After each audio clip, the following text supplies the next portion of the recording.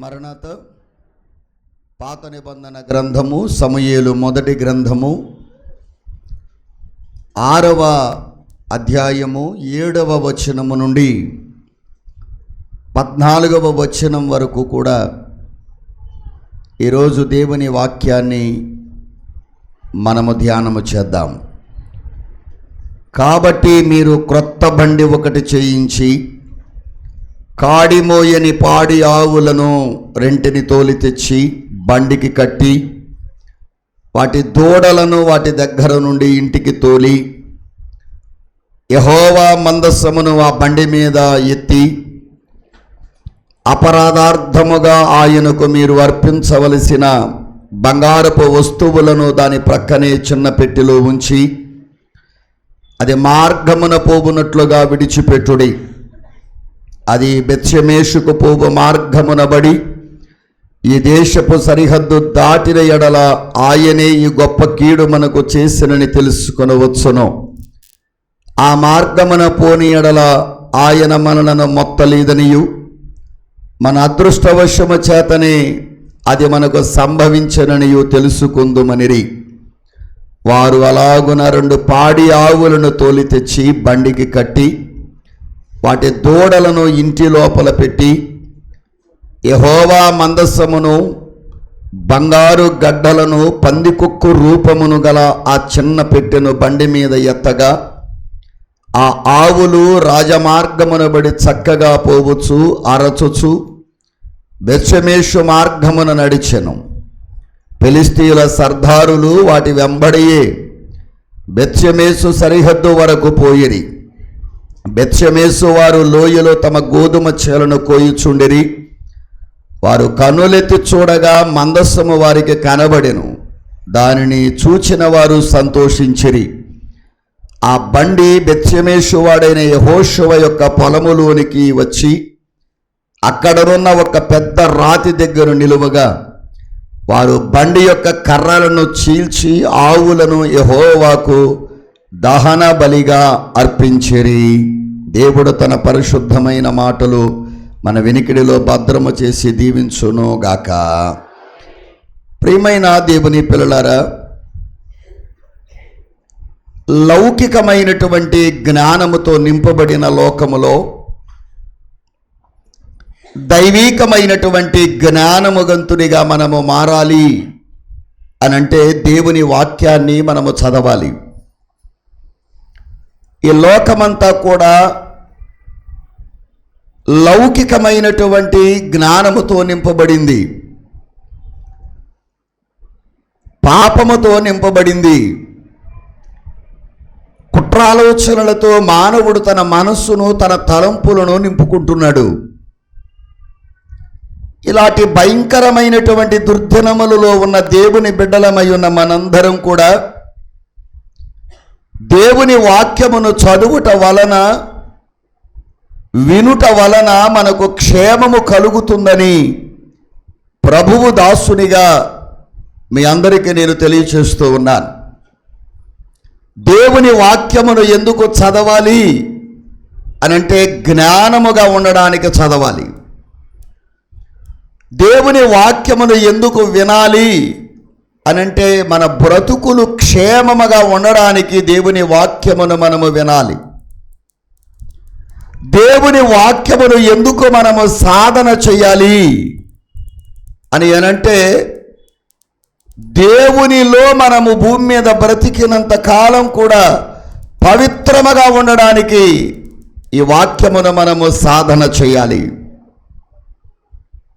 ప్రియ దేవుని పిల్లలారా, దేవుని వాక్యపు సాధన మనలను సాధువులుగా మారుస్తుంది అనడములో ఏమాత్రం కూడా అతిశయోక్తి లేదు. దేవుని వాక్యాన్ని మనము ఎంత వింటే అంటే ఎలా చెప్పొచ్చేమో, దేవుని అంటే భూమి మీద ఉన్నటువంటి వండుకున్న ఆహారమును తింటే బలం ఎలా వస్తుందో దేవుని వాక్యమును కూడా మనము వింటే మన ఆత్మలకు అలాగే బలము కూడా వస్తుంది. అందుకే ఈ మూడింటిని దేవుడు ఇవ్వడానికి ఇష్టపడుతున్నాడు విశ్వాసులైన వారికి. క్షేమముగా ఉండాలనుకునే వాళ్ళరా, పవిత్రంగా జీవించాలనుకునేవారులరా, దేవుని యొక్క ఉన్నతమైన ప్రణాళికలో నేను జీవిస్తూ దైవీకమైన ఆత్మీయ జ్ఞానం అందుకోవాలనుకునేవారు ఖచ్చితంగా ఆశ ఉంటే బైబిల్ గ్రంథాన్ని క్రమముగా చదవండి. మీ పిల్లలతో దాన్ని చదివించండి. దేవునికి స్తోత్రం. సమూయేలు గ్రంథము 6వ అధ్యాయములో మనము చదివినటువంటి మాటలు, కాడి మోయని పాడి ఎద్దులు లేదా పాడి ఆవులు. సహజముగా కాడి మోసేదానిని ఎద్దు అంటాము, పాలిచ్చేదానిని ఆవు అంటాము. కానీ ఇక్కడ విభిన్నమైనటువంటి మాట కనబడుతుంది. పాడి ఆవులు ఏమి మోస్తున్నాయి? కాడి మోస్తున్నాయి. పాడివేంటి, కాడి మోయడమేమిటి? అది క్రొత్త బండి, క్రొత్త మార్గం, క్రొత్త పని. ప్రియదేవుని పిల్లలారా, అలవాటు లేనటువంటి పని. ఏ రోజున ఎన్నడూ కూడా ఏ ఆవు కూడా తన పిల్లలను విడిచిపెట్టి బయటికి రాదు. కానీ ఈ ఆవులు విభిన్నంగా ఉన్నాయి. ఈరోజు ఈ వాక్యాన్ని మనం కూలంకషంగా పరిశీలన చేద్దాం. ఈ క్రొత్త బండి మీద అలవాటు లేని కాడి ఎత్తుకున్న ఈ పాడి ఆవులు క్రొత్త మార్గమును వెళుతున్నాయి. మార్గం ఎప్పుడు కూడా అలవాటు లేదు, కాడి మోసిన అలవాటు లేదు, బరువు మోసిన అలవాటు లేని ఈ ఆవులు ఏమి మోస్తున్నాయి అని అంటే చెప్పండి, బండిని లాగుతున్నాయి. కనుక ప్రియదేవుని పిల్లలారా, రాజమార్గమున అవి చక్కగా ఒడిదుడుకు లేకుండా, అదురు బెదురు లేకుండా, జంకకుండా రాజమార్గమున చక్కగా వెళుతున్నాయి. ఒకవేళ అవి అటు ఇటు ఆ బండిని లాగితే ఆ బండి మీద పెట్టబడిన దేవుని మందసము పడిపోయే ప్రమాదం ఉన్నది. ప్రియమైన వారలారా, ఇప్పుడు ఇది రాజమార్గము కనుక ఆ ఆవులు బెదరవచ్చు. క్రొత్త మార్గం కనుక వాటి ఇష్టమైన చోటికి అవి వెళ్ళిపోవచ్చు. కానీ పిల్లలను వేరుపరిచారు అనుంది 7వ వచనం చివరి భాగంలో. వాటి దూడలను అవి ఇంటి దగ్గరే వాటిని తోలిపెట్టి వేరు చేశారు. ఏమాత్రము కూడా పిల్లలను వదిలి ఈ ఆవు బయటికి వచ్చే ప్రసక్తే లేదు.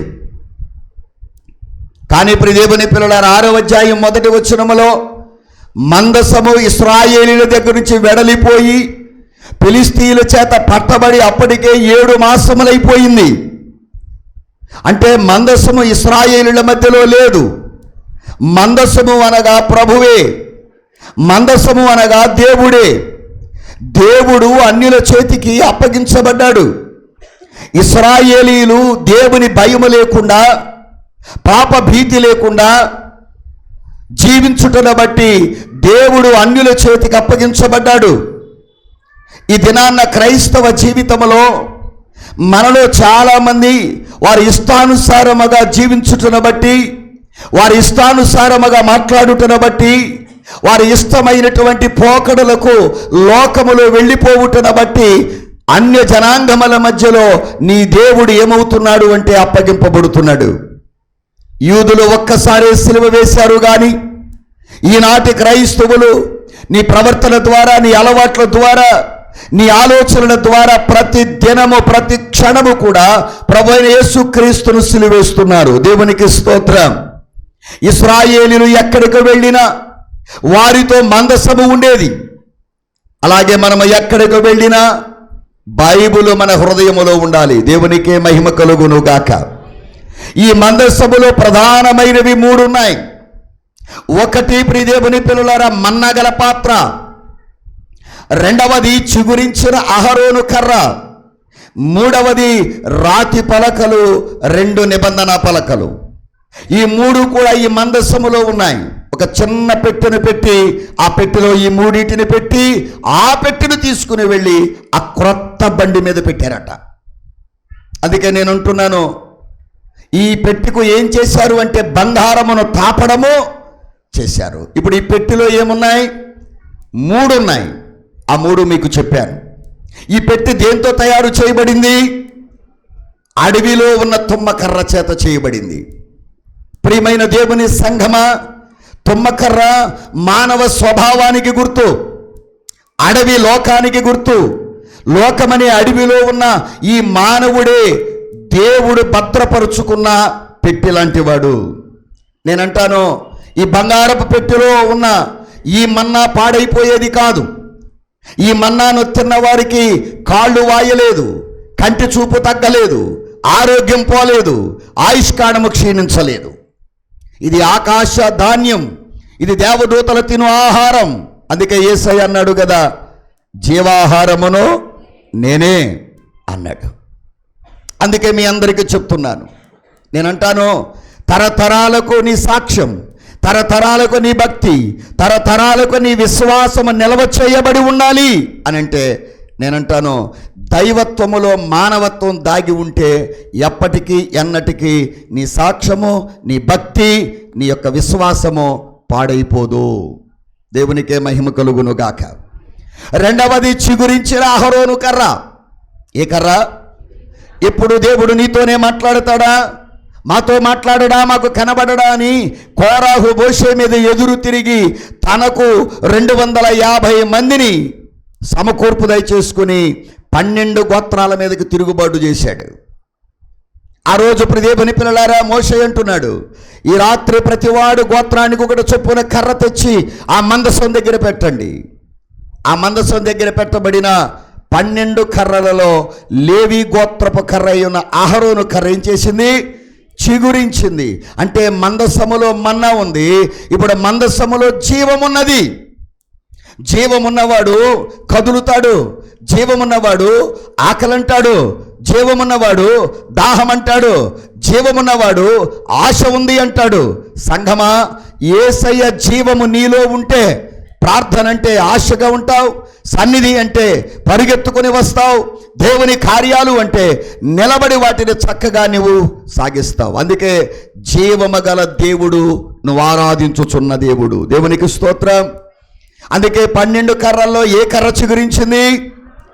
దేవుని పిల్లలారా, అందరి మానవులను మరణం మృంగుతుంటే ఆ మరణాన్ని మృంగినటువంటి మహనీయుడు, మహోన్నతుడు ఎవరు? మన ప్రభువైన యేసుక్రీస్తు. అందుకనే పాతాళం ఆయన్ని దాచలేకపోయింది, సమాధి ఆయన్ని ఉంచుకోలేకపోయింది, మరణం ఆయన్ని కప్పిపెట్టలేకపోయింది. అందుకే మీ అందరికీ తెలియచేస్తున్నాను, ప్రధాన యాజకుడైనటువంటి అహరోను కర్ర ఎలాగూ చిగురించిందో, మన ప్రధాన యాజకుడై ఉన్న ప్రభువైన యేసుక్రీస్తుతో మనం ఉన్నట్లయితే మన బ్రతుకులు కూడా ఏమవుతాయి? చిగురిస్తాయి. ఇదే పునరుద్ధానం. మూడవదిగా నిబంధన పలకలు. ఏమున్నాయమ్మా ఆ మందసం పెట్టిలో? నిబంధన పలకలు. నిబంధన పలకలు అంటే దాని మీద దేవుని 10 ఆజ్ఞలు రాయబడి ఉన్నాయి, దేవుని మాటలు ఉన్నాయి. దేవుని మాటలు అంటే దేవుని వాక్యమే. ఈ క్రొత్త బండి మీద ఈ 3 ఉన్నాయి. అలవాటు లేని ఆ ఆవులు, అలవాటు లేనటువంటి ఆ పశువులు ఏం చేస్తున్నాయి? చెప్పాలి మీరు. కాడి మోస్తున్నాయి. సరే, నేను త్వరగా చెప్పే ప్రయత్నం మీకు చేస్తాను. దేవుని మాటలు, దేవుని ఆజ్ఞలు, వాక్యమై ఉన్న దేవుడు ఉన్నాడు అనంటే ఖచ్చితంగా మనం క్రమశిక్షణగా ఉండాలి. నీ దేవుడు సజీవుడు అయి ఉన్నాడు, నీ ప్రార్థన ఆలకిస్తున్నాడు, నీ యొక్క జీవితాన్ని తేరి పార చూస్తున్నాడు.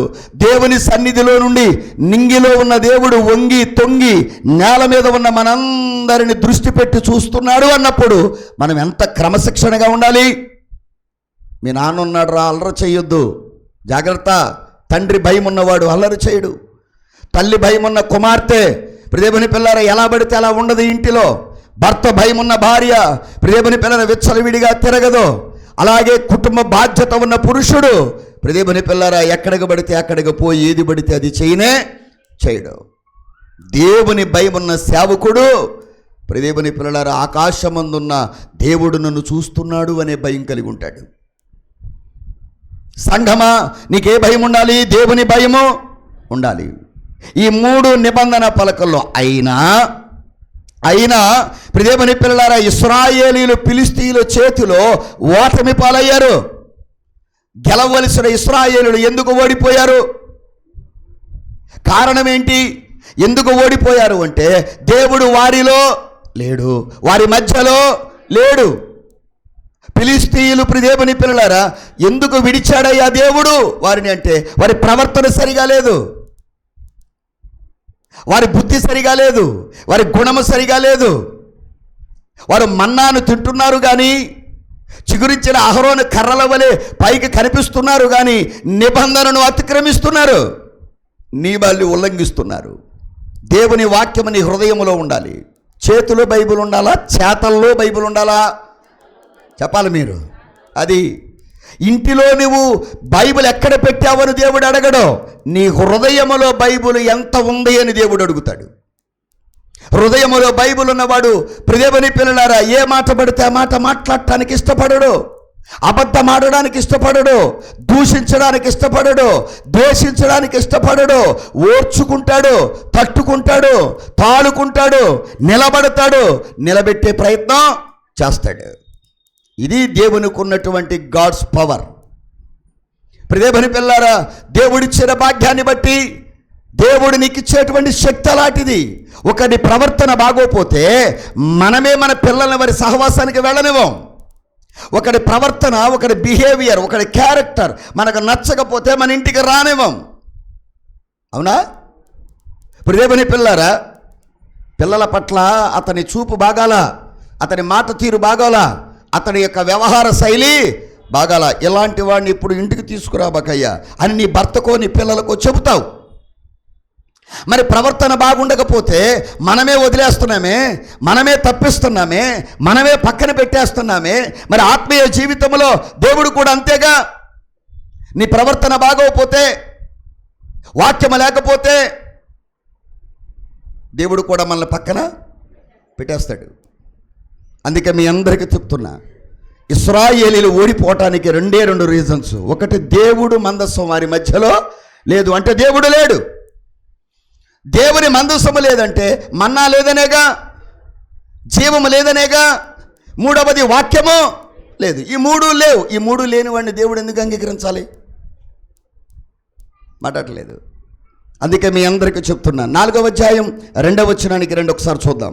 4వ అధ్యాయం 2వ వచనంలో ఫిలిష్తీయులు ఇశ్రాయేలీయుల మీద తమను యుద్ధ పంక్తులుగా తీర్చుకొనగా వారు యుద్ధములో కలిసినప్పుడు ఇశ్రాయేలీయులు ఫిలిష్తీయుల ఎదుట ఓడిపోయి యుద్ధ భూమిలోనే ఎక్కువ తక్కువ 4,000 మంది. చూచారా? దేవుని పిల్లలు యుద్ధం చేస్తున్నారు, పోరాడుతున్నారు, కానీ విజయం రాటల్లా. ఎంతమంది చనిపోయారట? ఇంచుమించుగా 4,000 మంది చనిపోయారు. 10వ వచనంలో చూడండి, ఫిలిష్తీయులు యుద్ధము చేయగా ఇశ్రాయేలీయులు ఓడిపోయి అందరూ తమ డేరాలకు పరిగెత్తి వచ్చి అప్పుడు అత్యధికమైన వధ జరిగాను. ఇశ్రాయేలీయులలో 30,000 కాల్బలము చచ్చిపోయారు. ఎంతమంది? మీరు చదివిన 2వ వచనంలో 4,000 మంది. ఇక్కడ కాల్బలం కలిగిన వాళ్ళు యవన బిడ్డలు, దేవుని పిల్లలారా.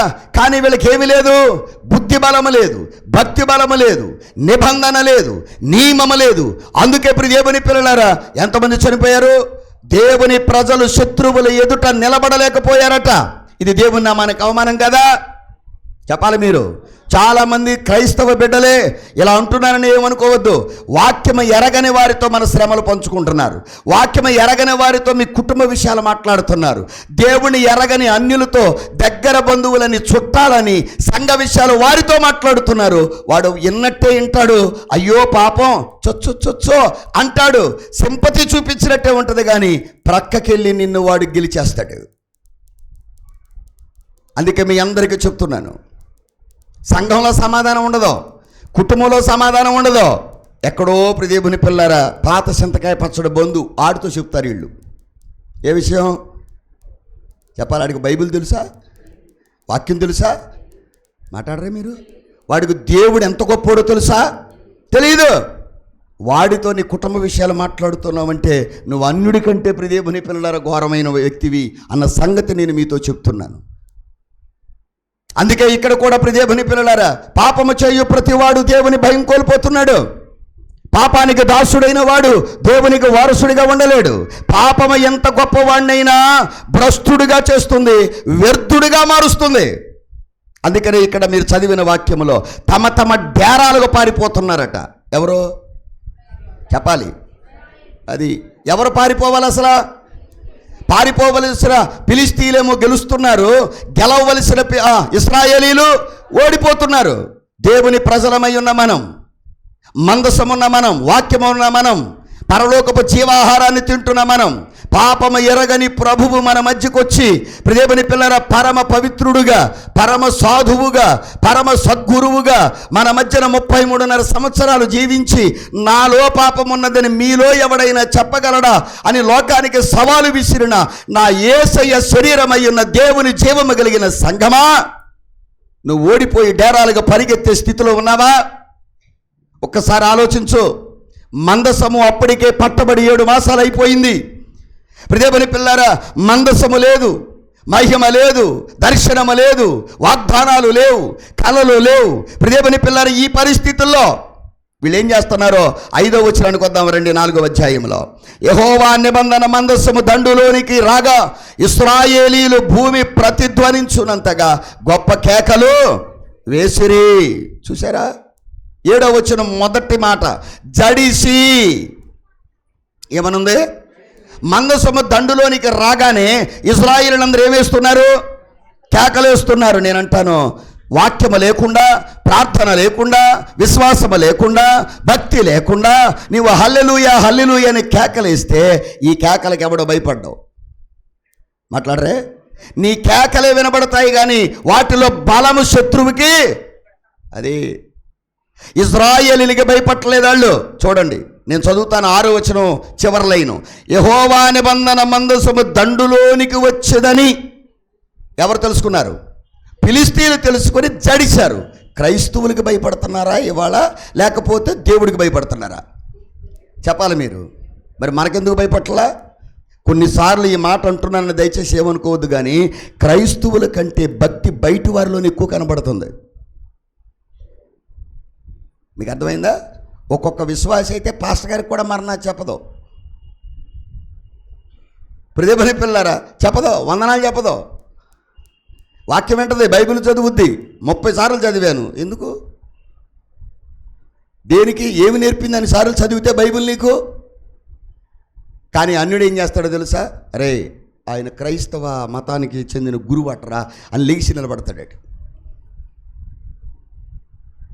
దేవుని పిల్లారా, చావు దగ్గరికి వెళ్ళు, పెళ్ళిళ్ళ దగ్గరికి వెళ్ళు, గృహప్రవేశాల దగ్గరికి వెళ్ళు. దేవుని పిల్లారా, నేను మొన్న పోతపల్లి గ్రామంలో దేవుని పిల్లారా ఒక పెద్ద ఆయన కార్యక్రమం చేయడానికి వెళ్ళాను, జ్ఞాపకార్థ కూడిక చేయటానికి వెళితే అందరూ కూడా దేవుని పిల్లలు దేవుని వాక్యాన్ని అన్యులే. చక్కగా మన సంఘస్థులు 3 గ్రూపులు ఇట్టారు. అక్కడొకడు, అక్కడొకడు, అక్కడొకడు, 3 గ్రూపులు ఇట్టారు. వీళ్ళకి వాక్యం అక్కర్లా.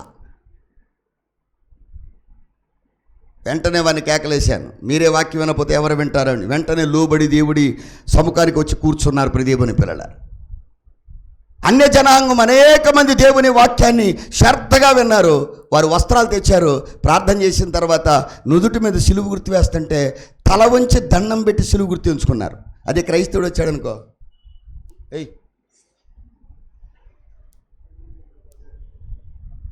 ఈడు పోజెత్తాడు. ఈడు అంటే యాజకుడు అంటే ఎంత చిన్న చూపండి.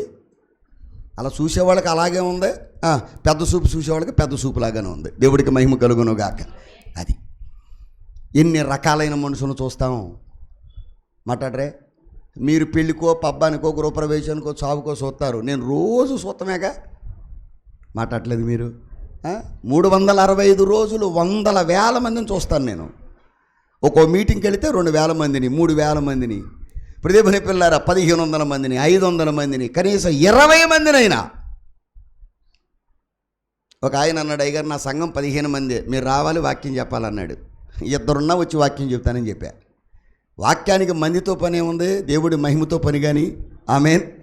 అది 6 సంవత్సరాల క్రితం దేవుని పిల్లలారా 15 మందికి వాక్యం చెప్పా. మొన్న 12వ తారీఖున దేవుని పిల్లలారా అదే సంఘానికి వెళ్ళాను. 180 మంది ఉన్నారు. దేవుడికి స్తోత్రం. బాప్తిసం పొందిన వాళ్ళే. ఆయన అన్నాడు, 6 సంవత్సరాల క్రితం వచ్చాడు అయ్యగారు మన దగ్గరికి. ఆ రోజున పలానా వాక్యం చెప్పాడు. మళ్ళీ పిలవలేకపోయాను ఈ పెద్ద ఆయన్ని, నాకంటే వయసులో పెద్ద ఆయన. సరే, నన్ను చెప్పుకోవడానికి నేను నిలబడలేదు. అందుకే మీ అందరికీ చెప్తున్నా, నీ కేకలు నీ అరుపుల్లో శక్తి లేదు. నువ్వు కేకలేసినంత మాత్రాన ప్రియమైన పిల్లారా, దాంట్లో మందసానికి భయపడుతున్నారా, లేకపోతే క్రైస్తవులైన ఇశ్రాయేలులకు భయపడుతున్నారా? మందసము వచ్చిందని భయపడుతున్నారట. ప్రియమైన పిల్లలారా, అక్కడ 8వ వచనం చూడండి. ఆ 8వ వచనంలో, అయ్యయ్యో మహాశూరుడగు ఈ దేవుని, ఎవరు పెట్టారు ఈ పేరు చెప్పాలి మీరు. మార్కు సువార్త 5వ అధ్యాయములో సర్వోన్నతుడైన దేవుని కుమారుడా, ఎవరు పెట్టారు ఆ పేరు? దెయ్యం. మీకు అర్థమైందా? ఫిలిష్తీయులు ఏమంటున్నారు?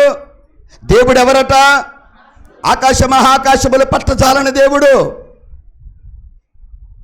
తన వాక్కు చేత శూన్యముగా ఉన్న దానిని సుందరమైన సృష్టిగా కలుగజేసిన మహనీయుడు, మహోన్నతుడు, సర్వోన్నతుడు, ఉత్తమోత్తముడు, పురుషోత్తముడు, ఆయన మహాశూరుడు అని ఫిలిష్తీయులు పేరు పెడుతున్నారు.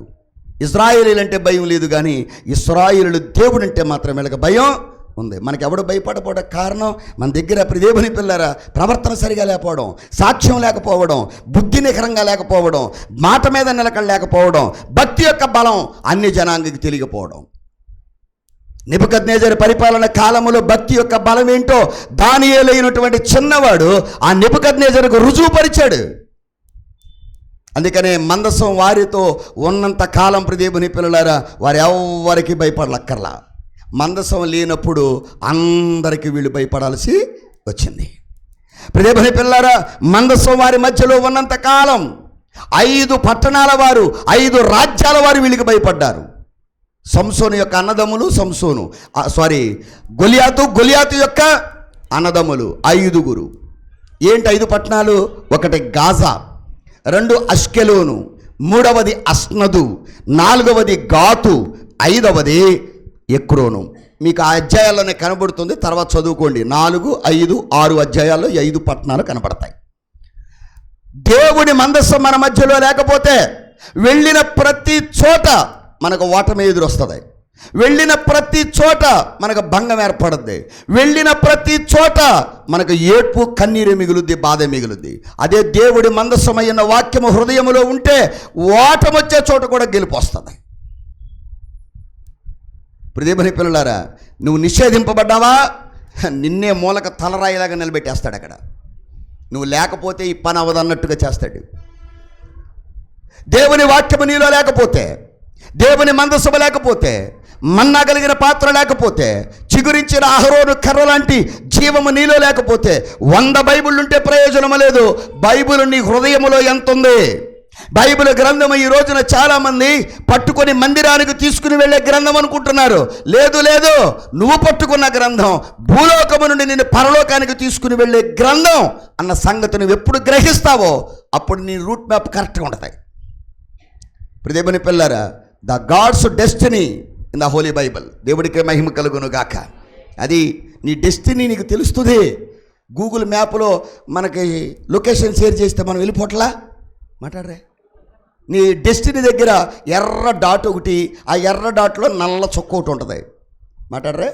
అది ఎక్కడెక్కడ దగ్గరగా ఉందో ఆ రూట్లు కూడా చూపిస్తుంది. అది ఇంకొక 300 మీటర్లు, 400 మీటర్లు, 500 మీటర్లు ఉండగానే take turn, take left, take straight అని చెప్పేస్తుంది. ఆ గూగుల్ మ్యాప్ పెట్టుకుని వెళ్ళిపోతూ ఉంటాను నేను. నన్ను పిలిచేవారి ఊళ్ళు నాకు తెలియదు, వాళ్ళ ముఖాలు కూడా నాకు ఎప్పుడు తెలియదు, వాళ్ళ మందిరాలు ఎప్పుడు చూడలేదు నేను. అయ్యగారు నాది పలానా ఊరు, లొకేషన్ షేర్ చేయి బాబు, వచ్చేస్తాను. ఎన్ని గంటలకు రావాలి? 7 గంటలకల్లా ఉంటే సరిపోద్ది, చూసుకుంటాను. ప్రియమైన పిల్లరా, ఆ ఊరికి ఇన్ని కిలోమీటర్ల దూరం, ఇన్ని కిలోమీటర్లకి మన వాహనం ఇంత స్పీడ్ వెళితే మనం వెళ్ళిపోతాం టయానికి అని ప్రియమైన పిల్లరా ఒక అరగంట ముందు బయలుదేరుతాను. ఎందుకనంటే ఎక్కడైనా ట్రాఫిక్ జామ్ అవ్వచ్చు. లేదు ప్రియమైన పిల్లరా, తోలే వ్యక్తి కాస్త అలసటగా ఉండొచ్చు, లేకపోతే నెమ్మదిగా వెళ్ళడానికి మనకు అవకాశం. అందుకే నేను అంటున్నాను, నిన్ను కరెక్ట్గా డెస్టినీకి చేర్చేది చెప్పండి బైబిల్ గ్రంథం. జయమునిచ్చేది దేవుని మందసం, బలమునిచ్చేది దేవుని మందసం, ఘనమునిచ్చేది దేవుని మందసం శక్తినిచ్చేది. అందుకే నేను అంటున్నాను ప్రియ దేవుని పిల్లారా, సంసోను సింహాన్ని చీల్చాడు, దావీదు సింహాన్ని చంపాడు. ప్రియ దేవుని పిల్లారా, దానియేలు చెప్పండి సింహపు నోళ్ళు మూయించాడు. ముగ్గురు 3 పనులు చేశారు. ఒక ఆయన చంపాడు, ఒక ఆయన చీల్చాడు, ఒక ఆయన నోళ్ళు మూశాడు. అది ప్రియ దేవుని పిల్లలారా, క్రైస్తవుడు అంటేనే పోరాడేవాడు, క్రైస్తవుడు అంటేనే యుద్ధ భూమిలో నిలబడిన వీరుడు. దినదినము యుద్ధమే. యోబు గ్రంథము 7వ అధ్యాయం 1వ వచనం ప్రకారముగా నరుని కాలము భూమి మీద యుద్ధ కాలము కాదా, వాడి దినాలన్నీ కూడా కూలివాడి దినముల వంటివే. ఎవడో యజమాని లేడు ఇక్కడ, అందరూ కూలి పని చేసుకుని పోవలసిందే. నేను దానికి ఓనర్ని దీనికి ఓనర్ని కాదు, మన ఓనర్ వేరు అసలు. మాట్లాడరే అది. నేను అందుకే చాలామందికి చెప్తాను, మా కుటుంబంతో కూడా చెప్తాను, దేవుడు నన్ను మీకు ఒక పోస్ట్ మ్యాన్ లాగా పెట్టాడు అంతే, ఒక ద్వారపాలకుడిగా ఉంచాడు అంతే. ఎవడు లోపలికి వస్తున్నాడు, ఇటువంటి వాడు వస్తున్నాడు, ఇటువంటి వాడు వెళ్తున్నాడు అని పరీక్షించడం ద్వారపాలకుడిగా నా పని. పోస్ట్ మ్యాన్ పని ఏంటి? మీ అబ్బాయి ఎక్కడి నుంచో ఉత్తరం రాశాడు అనుకోండి, ఆ ఉత్తరం తెచ్చి నీకు ఇవ్వడమే. ఆ ఉత్తరంలో ఏముందో సమాచారం మాత్రం ఆ పోస్ట్ మ్యాన్కి తెలియదు. మీ అబ్బాయి మనీ ఆర్డర్ పంపినా ఆ మనీ ఆర్డర్ ప్రియ దేవుని పిల్లలు ఎంత పంపాడో కూడా అతనికి తెలియదు. అక్కడ వార్త ఇక్కడికి, ఇక్కడ వార్త అక్కడికి, ఆ పోస్ట్ మ్యాన్ చేరేయటం వరకే. నువ్వేమై ఉంటావో నాకు తెలియదు, కానీ ఆయన చెప్పమన్న వార్త నీకు చేరేయటం పోస్ట్ మ్యాన్గా నా పని. దేవుడికి స్తోత్రం. దేవుడు ఇశ్రాయేలీలు దేవునికి భయపడినంత కాలం 5 సర్దారులు కూడా వారికి లోబడ్డారు. సంసోను ఎప్పుడైతే పాపము చేసి బలహీనుడయ్యాడో సర్దారులందరూ కూడా ఫిలిష్తీ సర్దారులు అతన్ని భయపెట్టారు. అవునా? పాపం మనలను బలహీనుడిగా చేస్తుంది, పాపం మనల్ని భ్రష్టులుగా చేస్తుంది, పాపం మనల్ని పిరికివారిగా చేస్తుంది. దేవునితో సహవాసం మనల్ని ధైర్యవంతులుగా చేస్తుంది. దేవునికి లోబడితే దేవుని పిల్లల పాపం మన దగ్గర నుండి పారిపోద్ది. దేవుడికే మహిమ కలుగును గాక. 4వ అధ్యాయం 11వ వచనానికి వద్దామా? చూడండి. మరియు దేవుని మందసము పట్టబడును, అదియుగాక హోప్ని ఫినెహాసు ఏలి యొక్క 2 కుమారులు ఏమైపోయారట? మందసం ఏమైపోయింది? పట్టబడిపోయింది. దేవుని పిల్లల మందసమును గూర్చినటువంటి వివేచన. సరే, ఇక చాలా విషయాలు ఉన్నప్పటికీ కూడా ఈ మందసాన్ని పట్టుకుని తీసుకెళ్ళి ఏం చేశారో తెలుసా? 5వ అధ్యాయం 1వ వచనానికి రండి, నేను త్వరగా ముగిస్తాను. 5వ అధ్యాయం 1వ వచనములో దేవుని మందసమును పట్టుకొని ఎబెనేజరు నుండి అష్డోదుకు తీసుకొచ్చి దాగోను గుడిలో దాగోను ఎదుట దానిని ఈ దాగోను గుడి స్తంభాలకే కట్టారు సంసోను ఒక రోజున. దేవుని పిల్లరా, దాగోను అనంటే సంతానాభివృద్ధిని, సస్యాభివృద్ధినిచ్చే దేవత. ఇది ఫిలిష్తీయులకు సహాయం చేస్తుంది. ప్రియ దేవుని పిల్లలారా, ఈ దేవత వల్లే మేము విజయం సాధించాం. ఇప్పుడు దేవుడు ఎక్కడికి పట్టబడ్డాడు? ఫిలిష్తీయుల చేతికి పట్టబడి దేవత ముందుంచబడ్డాడు. ఆకాశ మహాకాశముల పట్టజాలని దేవుడు, శూరుడైన దేవుడు, భయంకరుడైన దేవుడు, ఆకాశమున సింహాసనము, భూమి నా పాదపీఠమన్న ఈ దేవుడు ఎక్కడ పెట్టబడ్డాడు? ఇప్పుడు వెళ్ళి చెప్పాలి మీరు. ప్రతి నాలుక నన్ను స్తుతిస్తుంది, ప్రతి మోకాలు నా నామమున వంగుతుంది అన్న ఈ దేవుని మందసాన్ని, ఈ దేవుణ్ణి తీసుకెళ్లి ఫిలిష్తీయులు చేతులారా ఇశ్రాయేలీయులు అప్పగిచ్చేస్తే వారు తీసుకెళ్లి దాగోను దేవత ముందు పెట్టారు. ఈ రోజున అన్ని జనాంగము ఎదుట దేవుని నామం దూషింపబడడానికి కారణం నీ కుటుంబమేమో. జాగ్రత్త. భక్తి లేని వారి మధ్యలో, విశ్వాసం లేని వారి మధ్యలో, వాక్యము ఎరగని వారి మధ్యలో దేవుని నామాన్ని దూషణకు గురి చేయటానికి నువ్వెందుకు నడుం కట్టావు బాబు? నువ్వెందుకు నడుం కట్టావమ్మా? ఒకసారి ఆలోచించు. అది నీ ఇంటి నుంచి ఎందుకు ప్రారంభమవుతుంది? అది నీ జీవితాన్ని నుంచి ఎందుకు ప్రారంభమవుతుంది? దేవుణ్ణి ఎరిగాం, దేవుణ్ణి ఎరిగాం, దేవుణ్ణి ఎరిగాం, మంచిదే. దేవుని పిల్లారా, దేవుడు ఎరిగి కార్యాలు చేయొచ్చేసరికి అన్యుల్లాగా చేసేవాళ్ళు చాలామంది ఉన్నారు. అరే, దేవుడి నామాన్ని గణపరచొద్దు, దేవుని పిల్లలు దేవుడి నామాన్ని మహింపరచొద్దు. సరే, 3వ వచనానికి వద్దాం రండి. అయితే మరునాడు అష్డోదు వారు ప్రాతకాలమున లేవగా, ఫిలిష్తీయులు ఎప్పుడు లెగుస్తున్నారట? ప్రాతకాలం అంటే ఇంకా చీకటి ఉండగానే, రైట్, మంచిది. తెల్లవారుజామున మార్కు సువార్త 16:1, మత్తయి సువార్త 28:1, లూకా సువార్త 24:1, యోహాను సువార్త 20 8వ 2వ యేసు పెందల కడ లేచాడు. మరియ, మార్త, మగ్దలేని వేరొక మరియు కూడా పెందల కడనే లేచారు. మరి మీరు ఇప్పుడు లెగుస్తున్నారు, అన్యులు మనకంటే ముందు లేస్తున్నారు. ఒక నవ్వు కలిగించే మాట చెప్పనా? చదవండి అక్కడే. ప్రాతకాలం లేవగా ఇదిగో దాగోను యెహోవా మందసము ఎదుట నేలను బోర్లపడి ఉండెను గనుక వారు దాగోనును లేవనెత్తి. దేవుడు మనం లేపాలా, దేవుడిని మనం లేపాలా? చెప్పాలి. మనం లేపినోడు దేవుడు అవుతాడా? దేవుణ్ణి లేపితే దేవుడు అవుతాడా? మాట్లాడలేదు మీరు. అది ఇప్పుడు ఏం జరిగింది ఇక్కడ? ఇప్పుడు మందసంలో మహిమ ఉందా? మాట్లాడలా. అది ఆ మహిమ నీలోనికి రావాలంటే ఆ మనసు నీ హృదయంలో ఉండాలి. దేవుడికి స్తోత్రం. అంతే. ఎటువంటిదైనా నీ ముందు బోర్లా పడుద్ది.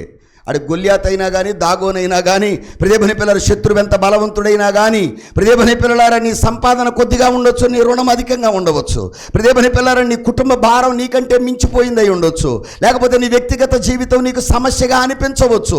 విప్లవాత్మకమైన నిర్ణయాలు తీసుకునే ముందు విశ్వసనీయమైన దేవుడి దగ్గర నువ్వు ఆరాధన చేయగలిగితే ఎటువంటి దానినైనా నీ ముందు బోర్ల పడుకోబెట్టగలిగిన స్థితి మందసానికి ఉంది. గట్టిగా చప్పట్లు కొట్టి దేవుడి నామాన్ని కనపరుద్దాం.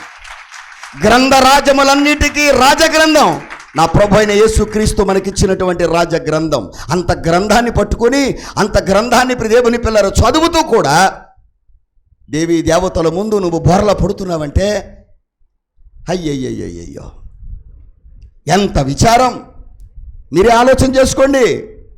దేవునికి సమీపముగా వస్తే వదిలించుకోవాలా, తగిలించుకోవాలా? దేవుడు నీకు సమీపంగా వచ్చినప్పుడు వదిలించుకునే ప్రయత్నం చేయొద్దు, తగిలించుకునే ప్రయత్నం చేయి. అందుకే నేను అంటారు దేవుని పిల్లారా, మార్కు సువార్త 5:17 చదవక్కర్ల నా వైపు చూడండి.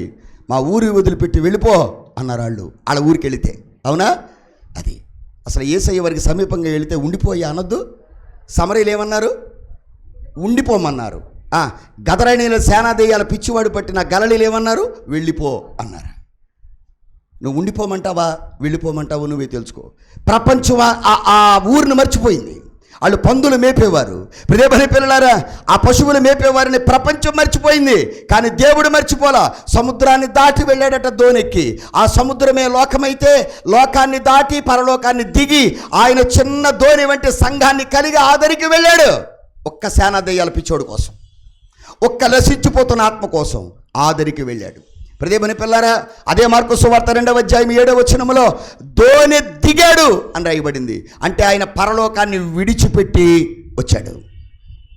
అదే ప్రియమైన పిల్లారా 5వ ప్రియమైన పిల్లారా 2వ ఆయన దోణి దిగాడని, 7వ నన్ను వదిలిపెట్టి వెళ్ళిపో అన్నాడు ఆ సేనాదయ్యాల పిచ్చోడు. అదే 18వ అంటాడు 5వ అధ్యాయంలో, నీ దగ్గర కొంతకాలం నన్ను ఉండని అన్నాడు. 7వ నా దగ్గరికి ఎందుకు వచ్చావు అన్నవాడు 18వ వచ్చేసరికి నన్ను నీ దగ్గర ఉండని అన్నాడు. అంటే యేసయ్య ఉంటే, యేసయ్య దగ్గరుంటే ఏం జరుగుద్దో వాడికి అర్థమైంది. అరుపులు పోయినాయి, కేకలు పోయినాయి, దెయ్యాలు పోయినాయి. నేను అంటాను, యేసయ్య మన ఇంటిలో ఉంటే, మన ఒంటిలో ఉంటే, మన నోటిలో ఉంటే, మన హృదయంలో ఉంటే, నేను చెప్పలేను, మాటలతో వర్ణించలేను. ప్రియమైన పిల్లలారా, ఎంత శాంతి ఉంటుందో, ఎంత నెమ్మది ఉంటుందో ప్రియమైన పిల్లలారా. అందుకని అప్పుడు పాడుకోవచ్చు ఎట్లా? శత్రువులు గెల్వగలరా మన్నల నేడు శత్రువులు ఎవడ గెలవలేడు. శత్రువు ఎంత బలవంతుడైనా కనుక ప్రియమైన పిల్లలారా, ఇప్పుడు 6వ అధ్యాయానికి వద్దాం రండి. 7వ మరలా చదువుదాం. మన ముఖ్య పాఠంలోనికి వచ్చేద్దాం, చాలా సమయం అవుతుంది. ప్రియమైన పిల్లలారా, కాబట్టి మీరు క్రొత్త బండి ఒకటి చేయించి కాడి మోయని పాడి ఆవులు 2 తోలి తెచ్చి బండికి కట్టి. ఇప్పుడు ఆవులు లోబడ్డాయా, లోబడలేదా? చెప్పాలి. ఎప్పుడైనా కాడెత్తుకున్నాయా? ఎన్నడైనా ఎత్తుకున్నాయా? ఎక్కడైనా ఎత్తుకున్నాయా? ఇది ఏ బండి? క్రొత్త బండి. క్రొత్త సమాధిని అరిమత్త యోసేపు ఎవరికి ఇచ్చేశాడు? యేసయ్యకి ఇచ్చేశాడు. ఇప్పుడు నేను అడుగుతున్నాను, పాడదాం అందరం కలిసి. క్రొత్త విషయములు లేనిదేయి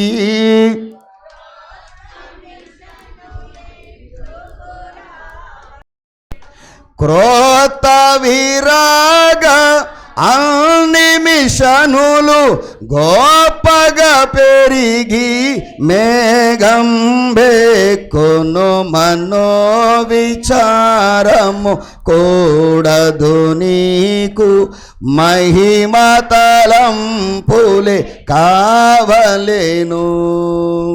క్రొత్త విషయములు లేనిదే.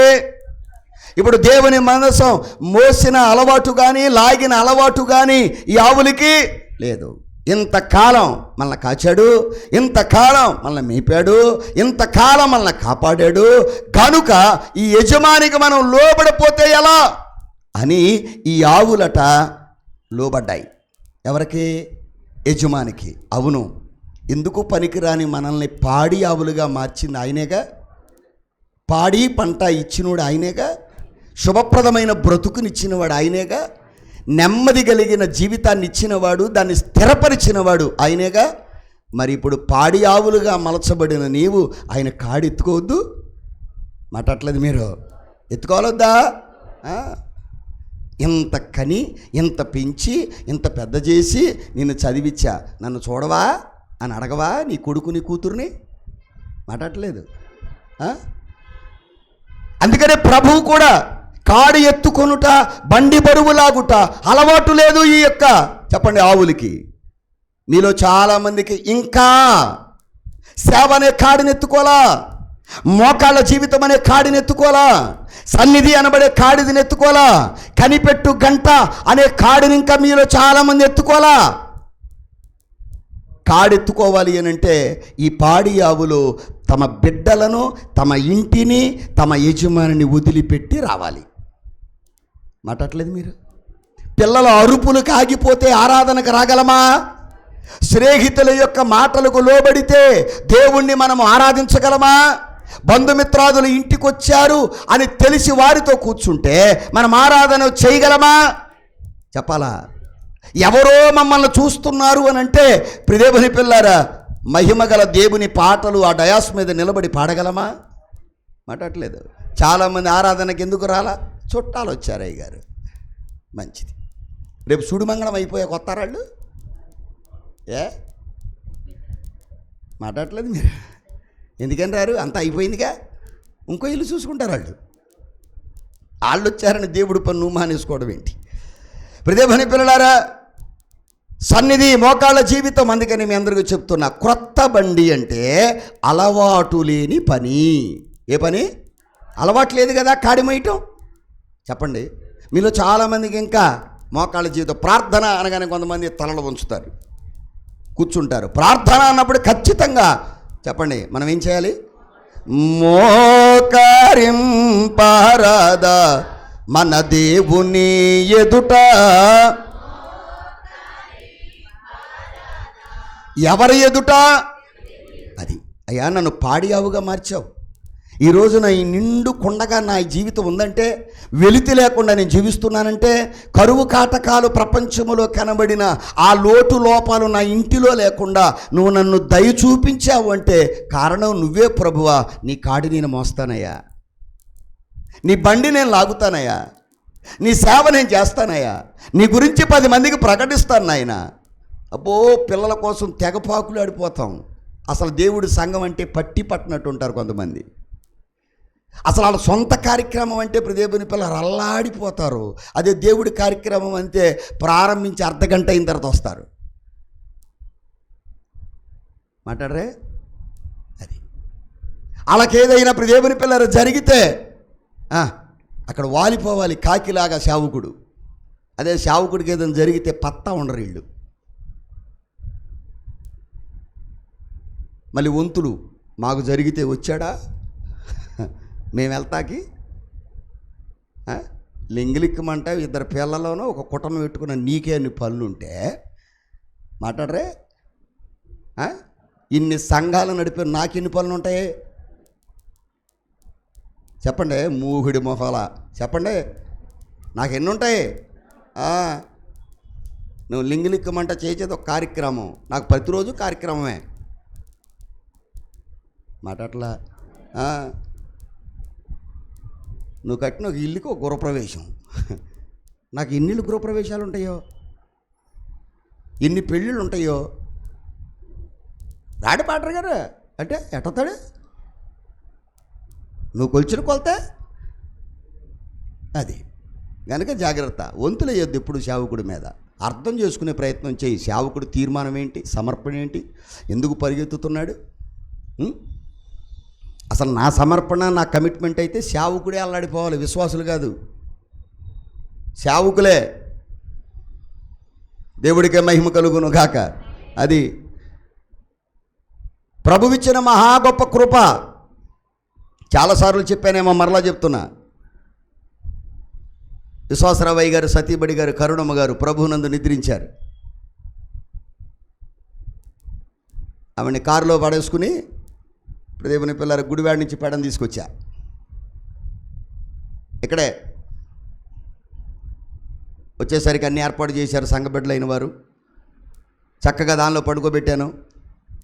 కూతుళ్ళు చక్కగా కూర్చుని ఏడుతున్నారు. నా మనసులోనూ బాధ ఉంది, పనులు చక్కబెట్టాలి. ఇప్పుడు మరణం అనేది చెప్పిరాదుగా మాట. అట్లా నేను ఆల్రెడీ నెల ముందే, 2 నెలల ముందే మీటింగ్కి డేట్ ఇచ్చేసా. ఆ మీటింగ్కి వచ్చేవాళ్ళు ఫోన్ చేస్తున్నారు, అయ్యగారు 8 గంటలకే మెసేజ్, మీరు త్వరగా వచ్చేయాలి అంటున్నారు. అలాగే బాబు అని చెప్తున్నా. ఈలోపు ప్రదీపని పిల్లారా బల్లిపొర నుండి క్యాష్ ఇస్తాడు సాల్మన్ అని. ఆ సాల్మన్ ఇటుకుండా వెళ్తున్నాడు. ఏంటి అన్న ఇంటి దగ్గర ఎంతమంది ఉన్నారు జనం అని వచ్చి ఆగి, ఏమన్నా ఏమైంది అన్నాడు. ఏం లేదయ్యా, మా అక్కగారు ప్రభువునందు మహిమలోకి వెళ్ళారు. అయ్యో అలాగన్నా. అవును, సాయంకాలం నీకు ప్రోగ్రాం ఎక్కడా అన్న అడిగా. నువ్వు వెళ్ళే దగ్గరేనన్నా. అయితే ఇలా జరిగిందని వాళ్ళకి తెలియచేయబాక. ఇప్పుడు వెంటనే ఫోన్ చేసి మెసేజ్ పెడతావేమో అన్న. ఈ మాట అనపోతే నేను వాళ్ళకి చెప్పేద్దు, నీకు ఉద్యోగం అన్న రాడని. ఆ మాట చెప్పొద్దు, నువ్వు సైలెంట్కి వెళ్ళిపో అన్న. వస్తావా? వస్తాను, రాను తర్వాత. నువ్వు వాళ్ళకి మాత్రం ఇన్ఫర్మేషన్ ఇప్పుడు ఇవ్వద్దు, వాళ్ళు అప్సెట్ అయిపోతారు. అది సువార్త, ఇది నా ఇంటి దుఃఖవార్త మాత్రమే. అది ఎంతోమంది దుఃఖాలు తీర్చే సువార్త. అది ఆగకూడదు, ఇది ఆగినా పర్వాలా. ఈ వెనక నుంచి ఇలా వచ్చి ఈ ప్రహరీ గోడ దూకి ప్రదీపని పిల్లారా అలా రోడ్డంపుడు వచ్చి, ఆ రోజు నాతో పాటు గుడివాడ మహిమకుమారి గారి పెద్ద అబ్బాయి అజయ్ ఉన్నాడు. వాడికి సైగ చేసి ఇంటిలోకి వెళ్ళి ఒక జత బట్టలు తీసుకురావడానికి శాలకెళ్ళి, శాల దగ్గర ప్రదీపని పిల్లల తలార స్నానం చేసి బట్టలు మార్చుకుని అదే దారంబడ బీచ్ దగ్గరికి వెళ్ళి వాక్యం 1.5 గంటన్నర చెప్పా. ప్రదీపని పిల్లార వాక్యం చెప్పి ఆమెనన్నాను, అన్నా నీ కొరకు చాలా ఏర్పాటు చేశాం, భోజనం చేయవా? అలాగే నాన్న, ఎందుకు చేయను భోజనం, బ్రహ్మాండంగా తింటాను. అయ్యగారిని తీసుకెళ్ళి భోజనం పెట్టేయండి అన్నాడు. ఆ ఇంటి ఆయనతో అన్నాను, నాన్న కొంచెం అలా బయటికి వెళ్ళి వస్తా, కడుపు ఉబ్బిపోయింది, అలా వెళ్ళి వస్తాను, నువ్వు ఈ లోపు కంచంలో అన్నం పెట్టేసి వచ్చేస్తా. అలాగే అయ్యగారు మీరు వెళ్ళి వచ్చేసేయండి, ఎందుకు వాష్రూమ్ ఉందగా అన్నాడు. వద్దులే నాన్న, కాలు సాగుద్ది, అలా వెళ్తా అని కారులోనే చెప్పాను అజయ్కి, కారు అలా రెడీ చేసి పెట్టు. ప్రదీపని పిల్లారా వాక్యం చెప్పాను, కారు ఎక్కాను, బయలుదేరి వచ్చేసాను.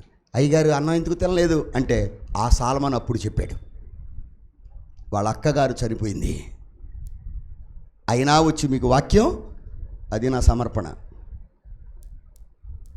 8 నెలలు ఉన్నాడు మా పెద్దయ్య గారు హాస్పిటల్లో. ఏ ఒక్క ఆరాధన బల్లారాధన మానలా. మొదట ఆదివారం చనిపోయాడు, అక్కడ బాడీ పెట్టి ఇక్కడ ఆరాధన చేశాను నేను. నా సమర్పణ బట్టి దేవుడు నన్ను దీవిస్తాడు. ఆమేన్. అది మరి నీ సంగతి ఏంటి? అల్లుడు తేరావు, కూతురు తేరావు, మనవరాలు తేరావు, మాట్లాడలేదు మీరు. ముక్కు జలుబు చేస్తే రావు, వాహనం లేకపోతే రావు, రోడ్డు సరిగ్గా లేకపోతే రావు, ఎండెక్కితే రావు, వర్షం వస్తే రావు. ఒకటి ఎట్టాగా అడిగాడంటే, ఏంట్రా రాలేదేంటమ్మా అని అడిగితే ఏమందంట, అయ్యా ఎండాకాలం కదయ్యా, అసలు ఆ ఎండలో పడి వస్తే మళ్ళీ ఇంటికి వెళ్ళి తలకాయ నొప్పి వచ్చేది అయ్యా, చాలా కష్టమైంది అయిపోయి. శీతాకాలం వచ్చిన తర్వాత అడిగాడు, శీతాకాలం ముక్కు దెబ్బలు వేసిపోతే నాకు ఆస్తమా ఉంది, నేను రాలేనందంట. వర్షాకాలం ఏమో అస్సలు రాలేదయ్యా, బురద జారిపోతాను, కాళ్ళు ఆనవు భూమి మీద నాకు అందంట. ఇంకెప్పుడు వస్తుంది గుడికి ఇవిడే? అప్పుడు పాస్టర్ గారు అన్నాడట, ఇంకో కాలం ఉందమ్మా అన్నాడట. ఏం కాలం అంటే నీ పోయే కాలం అన్నాడట. అది దేవుడికే మహిమ కలుగును గాక. కనుక జాగ్రత్త. ఇంకా చాలామంది సన్నిధి చేయని వారు, మోకాళ్ళు ఉంచని వారు, ఇంకా కనిపెట్టే గంట జీవితంలోకి రాని వారు చాలామంది ఉన్నారు. కళ్ళు మూయరాళ్ళు, ప్రార్థన చేయరు. 1971 1977 మధ్య కాలంలో ఇందిరాగాంధీ గారు దేవుని పిల్లలారా ఒక కాంగ్రెస్ పార్టీని ఏర్పాటు చేశారు. ఆ కాంగ్రెస్ పార్టీ గుర్తు ఏంటో తెలుసా? పాడి ఆవులు గుర్తు. మీరు గూగుల్లో సెర్చ్ చేసుకోండి. అది కనుక దేవుని పిల్లలారా, ఆ 1971-77 దశకంలో ఇందిరాగాంధీ గారి గుర్తు పాడి ఆవు. పాడి ఆవు బిడ్డ విషయంలో శ్రద్ధ కలిగి ఉంటుంది. బిడ్డ విషయంలో చాలా కాన్సన్ట్రేషన్గా ఉంటుంది. ఏ మాత్రం వేమరపాటుగా ఉండదో. దాని ప్రేమ, దాని అనురాగాన్ని దాని నాలుకతో ఆ బిడ్డను నాకుతూ తెలియచేస్తుంది. బిడ్డ కొరకు అవసరమైతే సింహం మీదకైనా వెళ్ళిపోద్దావు. తెగింపు గలదే. అవునా కాదా? ఒక కామధేను అడవిలో ఉందట, పులి తింటాకు వచ్చింది. మీ అందరికీ చదువుకున్న పిల్లలకు తెలుసు. నేను తినేద్దామని వచ్చాను అంటే నాకు 2 పిల్లలు ఉన్నాయి, వాటికి పాలిచ్చి సాయంకాలానికి వచ్చేస్తాను అని చెప్పిందట. పులి నమ్మి సరే వెళ్ళిరా, ఎంతవరకు నమ్మకం చూద్దాం అని పంపితే వెళ్ళి పాలిచ్చి దేవుని పిల్లల మరలా తిరిగి వచ్చి ఇప్పుడు తినేసేయి నన్ను అందట. ఆ నమ్మకత్వానికి ఇచ్చి ఆ క్రూర మృగం మార్పు పొందింది. ఆత్మ లేనటువంటి క్రూర మృగం, ప్రాణము శరీరం మాత్రమే ఉన్నటువంటి ఈ క్రూర మృగానికే ఆ నమ్మకత్వం అంత నచ్చితే మందసము మోయడానికి పాడి ఆవులు తమ జీవితాన్ని ఇచ్చాయి. పాడి ఆవు బరువు మొయ్యదు, కాడి కిందకు రాదు, పిల్లల్ని వదలదు. వీటన్నిటిని వదిలించుకుని దేవునికి ప్రథమ స్థానాన్ని ఇచ్చి ముందుకు సాగింది ఈ పాడి ఆవులు. పాడికొండ లాంటి కుటుంబాన్ని దేవుడు నీకు ఇచ్చాడు. దాన్ని పెట్టుకుని అక్కడ నవ్వుతూ ఎకేకలు పక్కపక్కలాడమని కాదు, వాటన్నిటిని ప్రక్కన పెట్టి దేవుడు సువార్త చేస్తావని. దేవుని పిల్లారా, దేవుని కొరకు అందరినీ అన్నిటిని వదిలిపెట్టుకొచ్చారు. మత్తయి సువార్త 19వ అధ్యాయం, త్వరగా వెళ్ళిపోదాం. 29వ వచనం. మత్తయి సువార్త 19:29 చదువుతారా?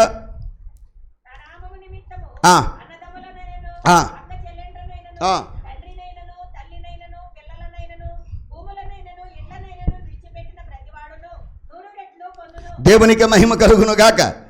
చూసారా? దేవుని కొరకు అన్నిటినీ అందరిని వదిలిపెట్టుకుని వచ్చినవాడు ఎన్ని రెట్లు పొందుతాడు? ఇప్పుడు ఈ పాడి ఆవులు ఏమండి, శిష్యులైన వారికి వలలున్నాయి, సముద్రం ఉంది, సముద్రం నిండా చేపలు ఉన్నాయి, వారికి వ్యాపారం ఉంది, వారికి వృత్తి ఉంది. కానీ దేవుని కొరకు అందరినీ అన్నిటిని ఏం చేశారు? నేను అడుగుతున్న ప్రశ్న మీకు కొంచెం భారంగా ఉండొచ్చు.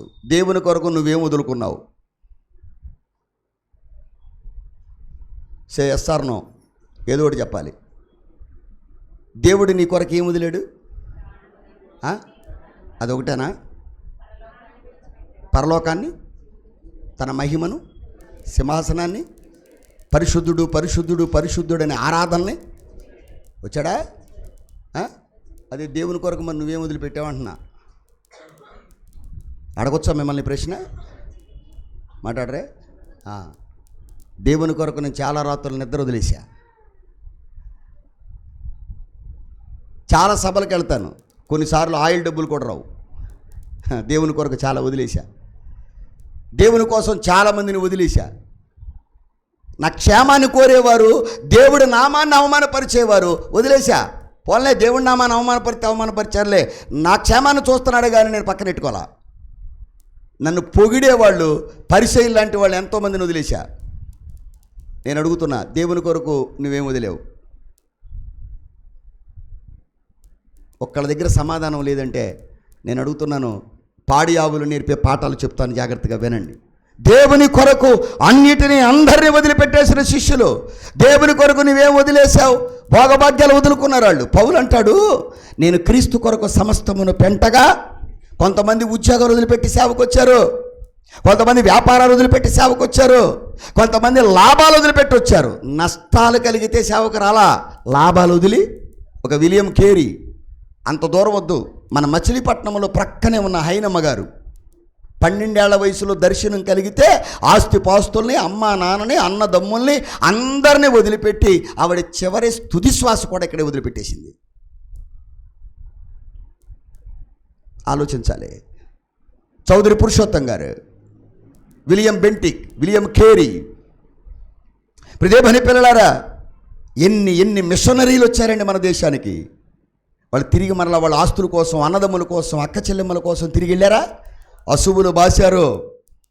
ప్రదేభని పిల్లలారా, రాజా రామ్మోహన్ రాయ్తో పాటు ప్రదేభని పిల్లారా వితంతు వివాహములను, బాల్య వివాహములను నిషేధించిన చట్టంలో విలియం కేరీ కూడా మిళితమై ఉన్నాడు. ప్రదేభని పిల్లారా, ఎంత గొప్ప భాగ్యం. ఒకసారి మీరు ఆలోచించండి. నువ్వే వదులుకోవాలా దేవుడి కోసం? సుఖాన్ని వదిలేవా? కనీసం లాభాలు వదులుకున్నావా? భోగభాగ్యాలను వదిలేవా? దేవుడి నామం పేరుట్టుకుని ప్రదేవుని పిల్లలు అన్ని ఆశీర్వాదాలు పొందుకున్నాం. పౌలు అంటాడు, ఇవన్నీ క్రీస్తు కొరకు పెంటగా ఇచ్చాను, వాటి వైపు చూడండి అన్నాడు. వస్తూ ఉంటాయి డిగ్రీలు, పొగడతలు వస్తూ ఉంటాయి. నువ్వు దేవుడి వైపు చూడు. నువ్వు దేవుడి వైపు చూస్తూ ఉంటే నరులు నిన్ను పొగుడుతూ ఉంటారు. నువ్వు దేవుడు అయ్యా, మహానుభావుడు అయ్యా, మహాత్ముడు అయ్యా, మహాతల్లివయ్యా, ఏ తల్లికి అందోనయ్యా, తెగ పొగుడుతారు నిన్ను. అయినా నువ్వు ఆయన వైపు చూడు. పొగడ్తలకు పొంగిపోకు, నిరాశలకు కుంగిపోకు. దేవుడికి స్తోత్రం. అలా వదిలిపెట్టిన వాళ్ళని ఒక నలుగురిని చెప్పనా? వింటారా? మాట్లాడలేదు మీరు. ఒక నలుగురిని. మంచిది ప్రదేవుని పిల్లారా. ఆయన మొట్టమొదట ఆయన అబ్రహాం, 2 రూతు, 3 మోషే, 4 దానియేలు. వీళ్ళ గురించి చెప్తా. ఎప్పుడు విన్నట్టే ఉంటుంది, కానీ కొన్ని మాటలు చెప్దాం. నేనంటాను, అందరినీ అన్నిటినీ విడవకపోతే అబ్రహాము విశ్వాసులకు తండ్రి అయ్యేవాడా? మాట్లాడరే, చెప్పండి. ఏమీ లేని అబ్రహామును పాడి ఆవుగా పాడికుండగా మార్చినోడు ఎవరో? మాట్లాడరే. ఆదికాండ గ్రంథానికి రండి. ఆదికాండ గ్రంథము ఒక్కసారి 24 మొదటి వచనం. అబ్రహాము బహుకాలము గడిచిన వృద్ధుడై ఉండెను. అన్ని విషయములలో యెహోవా అబ్రహామును ఆశీర్వదించెను. దేవునికి స్తోత్రం. అన్ని విషయాల్లో దేవుడు ఏం చేశాడట? అబ్రహామా ఇంతగా ఆశీర్వదింపబడే కారణం ఏంటి? బంధువులను వదిలేశాను, మిత్రులను వదిలేశాను, సొంత గ్రామాన్ని వదిలేశాను, ఆస్తిపాస్తుల్ని వదిలేశాను, వాటి మీద ప్రేమను కూడా. ఒకవేళ అన్నీ వదిలొచ్చేస్తుంటే ఆ ఊరి వాళ్ళు ఎన్ని ఉంటారు? వేర్రోడా. ఉన్నవన్నీ వదిలిపెట్టుకుని లేని వాటి కోసం పరిగెత్తుతున్నా. దేవుడు ఏ ఊరో చెప్పలేదా? ఆ ప్రాంతం చెప్పలేదా? రూటు చెప్పలేదా? ఏం చేస్తాడో చెప్పలేదా? అయినా ఇక్కడ ఉన్నవన్నీ ఆయన కోసం వదిలిపెట్టుకెళ్ళిపోతున్నావా? నువ్వు పిచ్చోడువిరా. ఏమ్మా ఆడంటే పిచ్చోడు, నీకు కూడా ఆ పిచ్చే పట్టిందా అని భార్యను కూడా మాట్లాడలేదు అని ఉంటారు. అనుకుందాం కాసేపు. అయినా ప్రదేవుని పిల్లారండి నేను అంటాను, ఎందరు ఎన్నేసి మాటలన్నా, ఎందరెన్ని అన్నా, ఎందరెన్ని అన్నా ఏ మాట వినవద్దు. దేవావాక్యే నిజము దిక్కులు, దేవుని వాక్యమే నిజము దిక్కులు చూడకు మిత్రుడారమ్ము. మైత్రితో పారమార్థికమైన మాటల్వాచింతు మన్నానాతో విను మిత్రుడా. ఏ మాట వినొద్దు. ఎవరి మాట వినొద్దు. విడిచినప్పుడు వెర్రివాని వలె కనబడ్డాడు.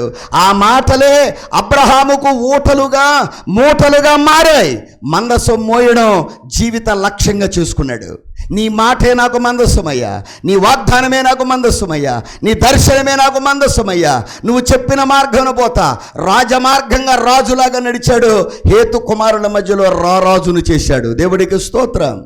అందుకే నేను అంటున్నా ప్రియదేవుని పిల్లలారా, 22 మొదటి వచనం ఆదికాండము. ఆ సంగతులు జరిగిన తరువాత దేవుడు అబ్రహామును, ఏ సంగతులు అంటే 20-21లో కొన్ని సంగతులు ఉన్నాయి. ఇంటికి వెళ్ళిన తర్వాత చదువుకోండి. ఇప్పటికే చాలా సుదీర్ఘంగా మాట్లాడాను. ఆ సంగతులు జరిగిన తర్వాత ఎట్లనగా ఆయన అబ్రహామా అని పిలువగా అతడు చిత్తము ప్రభువా అనెను. అప్పుడు ఆయన, నీ ఒక్కడైన నీ కుమారుని అనగా నీవు ప్రేమించు ఇస్సాకును తీసుకుని, చెప్పండి, మోరియా దేశమునకు వెళ్ళు. అక్కడ నేను నీతో చెప్పబోవు పర్వతములలో ఒకదాని మీద దహన బలిగా, అది నువ్వు ఎక్కడ పడితే అక్కడ ఆరాధన చేస్తే ఒప్పుకోను, ఎలా పడితే అలా ఆరాధన చేస్తే ఒప్పుకోను. ఆ దేశం పేరు చెప్పాడు. ఆ దేశంలో ఒక కొండకి నువ్వు వెళ్ళాలి, ఆ కొండ ఎక్కాలి, అక్కడికెక్కి నువ్వు నాకు ఆరాధన చేయాలి. ఇన్ని ఇచ్చిన దేవుడు ఏమీ అడగల. ఇన్నిటికంటే ఎవరిని ఎక్కువగా ప్రేమించాడో ఆ కుమారుని దేవుడు అడిగాడు. ఇక్కడ కూర్చున్న మీ అందరిని అడుగుతున్నా, దేవుడు నీకు ఎన్నో ఇచ్చాడు, నీకు ఇష్టమైన నువ్వు ప్రేమించేదాన్ని అడిగితే ఇవ్వగలవా? ఎక్కువగా ప్రేమించేదాన్నే అడిగాడట. ఇప్పుడు లేదు భూమి మీద ఒక ఆవిడ, ములపరు ప్రదీపని పిల్లారా నాంచారమ్మంటారు, ఆవిడ చనిపోయింది. ఆవిడకి బాగా ఇష్టమైంది బొమ్మిడాయి కూర. ఏం కూర? బొమ్మిడాయి కూర. ఆవిడకి చర్మ వ్యాధి ఉంది, దానికోసం కుంట పొలం అమ్మేసింది. అన్ని డాక్టర్ల దగ్గరికి వెళ్ళిపోయింది. ములపొరలో తల్లిగారు ఆ రోజున తులసిమ్మ గారి ఇంటికి ప్రార్థనకి వెళ్ళిందట. ఆ తులసిమ్మ గారట, ఏమైనా నాంచారమ్మ పెడ నుంచి ఒక ఆవిడ రాకడ మణిమ్మ గారని ఆవిడ వస్తుందే, మా అరుగు మీద ప్రార్థన, నువ్వు రా అందట. వీళ్ళ ఇంట్లో ప్రార్థన పెట్టి వీళ్ళకి ప్రార్థన చేస్తుంటే దేవుడు వచ్చి ఇప్పుడు దేవుని పిల్లరమ్మ తల్లిగారితో అన్నారట, అమ్మా ఆ బొమ్మిడాయల కూర మానేస్తే ఆ చర్మవ్యాధి తగ్గిపోద్దని చెప్పు అన్నాడట. ఇప్పుడు చర్మవ్యాధి తగ్గటానికి ఏం మానేయాలి? ఆవిడికి అదే ఇష్టం. అయినా సరే ఆ వ్యాధి, ఆ దురద, ఆ జల తట్టుకోలేక పాపం మానేసింది, బొమ్మిడాయల కూర మానేసిన తర్వాత పూర్తిగా మచ్చతో సహా తగ్గిపోయింది. ఏ శివరకాలంలో మళ్ళీ ఏమొచ్చిందో మళ్ళీ పాతది కెలకేస్తుందిగా, ఆ కాలం అంతా అయిపోయింది, ఇక అంతా అయిపోయింది. ఇన్ని సంవత్సరాల తర్వాత మళ్ళీ ఆ రోగం వస్తుందని మళ్ళీ బొమ్మిడాయలు వండుకు తిందంట, మళ్ళీ వచ్చేసింది. ఎవరు అయ్యయ్యో అంటున్నారు? ఆవిడ దగ్గరికి వెళ్ళి జాలిపడు, పరలోకంలో ఉంది. అయ్యయ్యో అంట మా ఏంటంటే చూసావా, దేవుడికే మహిమ కలుగును గాక. అందుకే మీ అందరికీ నేను చెప్తున్నాను, జాగ్రత్త. నువ్వు అయ్యగారి మాటలోనే పాటగా చెబుదామా? చేసిన పాపంబుల్ మరలా చేయక నిల్చుదము, అన్ని పాపములను విడచి ఆత్మను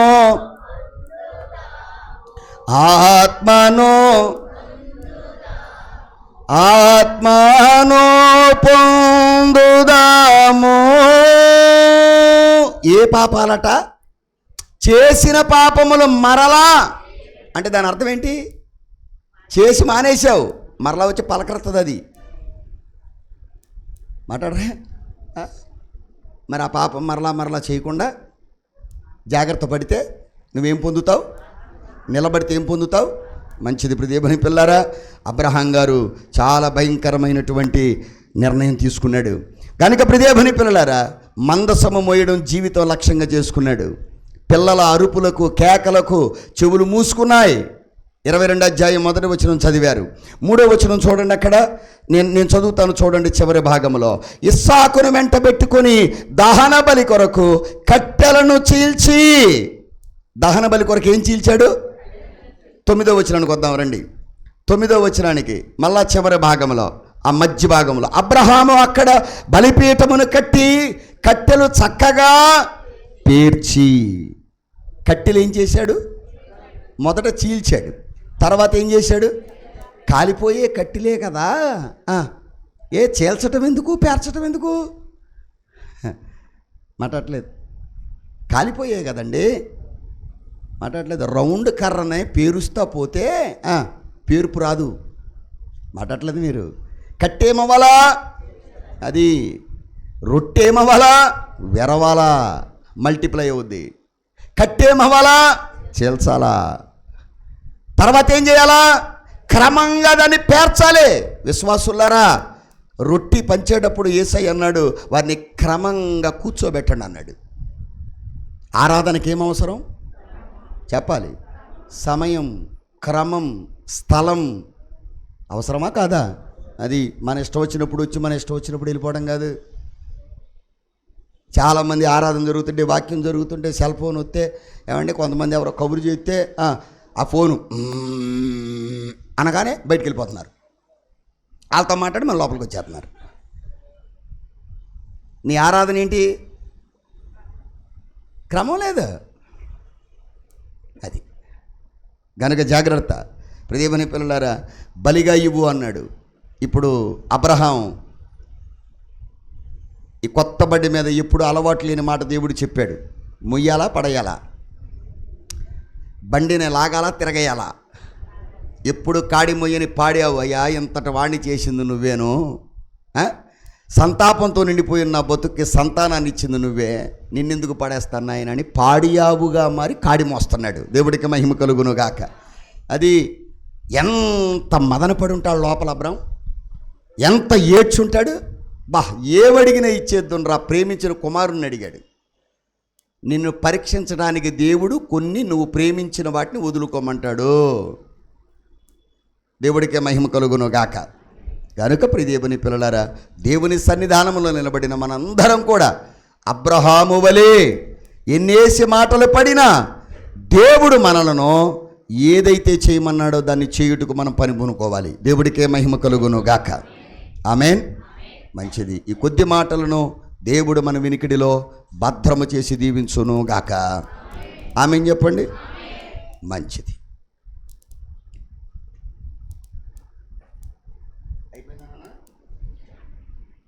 కట్టేసావా?